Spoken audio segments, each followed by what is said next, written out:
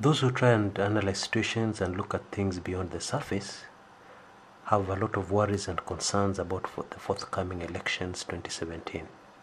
Okay?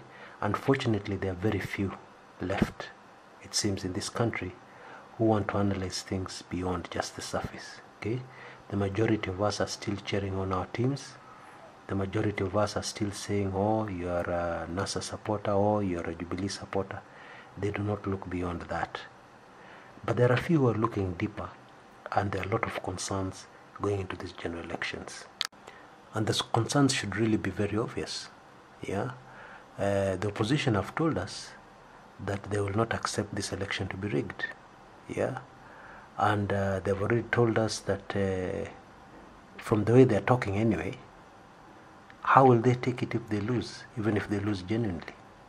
Because in the past there's been evidence of election fiddling, that is true, and they have a very good excuse, yeah, to refuse whatever election results come out because of what has happened in the past, whether or not these coming elections are fair.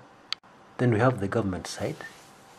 The government side has been behaving in such a way that they say what they're suggesting is that they'll not accept, let me just put it this way, they'll not accept any nonsense from the opposition. That's really the drift, the whole idea behind how they've been talking. Okay, so that there's a kind of standoff. The long and short of it is the genuine concerns. Now, there's one body which is very important, extremely important, in deciding whether this will be a peaceful election or not. And that body is the IEBC. Now, so far, the behavior of the IEBC, Independent Electoral and Boundaries Commission, has been nothing short of suspicious. Yeah, because the way they've been acting, the way they've been going around their business, they're really not giving people confidence that they can carry out a free and fair election whose results will be accepted by the most. And that is really the worrying factor here. And it doesn't matter whether you're a NASA supporter or whether you're a Jubilee supporter. This should concern all of us because we're all Kenyans. Now, Kenyans are not entirely stupid, because what can happen is if we had an IEBC that is very fair, that carries out a transparent election, that does not behave in any way that somebody might want to doubt them or their intentions, then the country would be much safer. Because when the election results came out, when the elections result come out finally, and we had an IEBC that we have solid confidence in, if anybody tried to bring trouble, the rest of the Kenyans would say no. But unfortunately, very sadly, we do not have such an IEBC. We don't. And there's very clear evidence from recent happenings that the IEBC cannot be free and fair. They're not fair. They're not really dependent, because it seems they're being controlled by other forces, other people outside the IEBC. Take the case of the famous presidential aspirant Peter Gishira Solomon, yeah, who is said to have made a suicide attempt from the IEBC offices. Okay, apart from that story sounding a bit ridiculous, because people commit suicide with a motive, yeah, a strong motive. It is difficult to imagine a presidential candidate wanting to commit suicide. Lakini wacha tumeze hiyo tu. My point in bringing up this story of this guy is what his lawyers have been saying.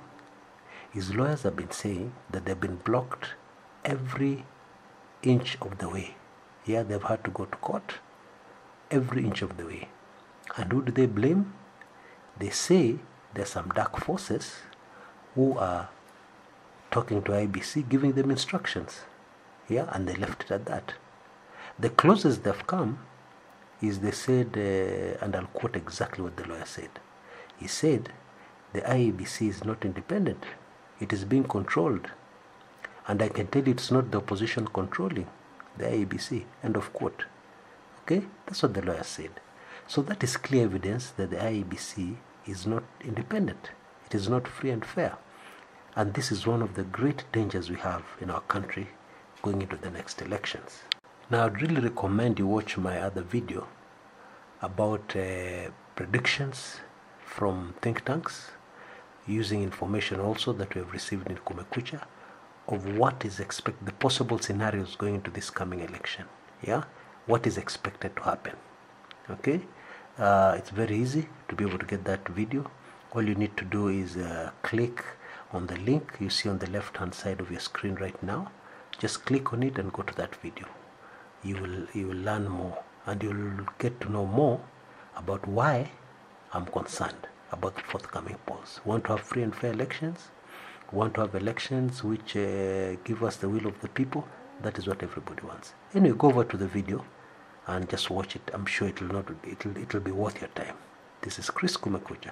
Till next time.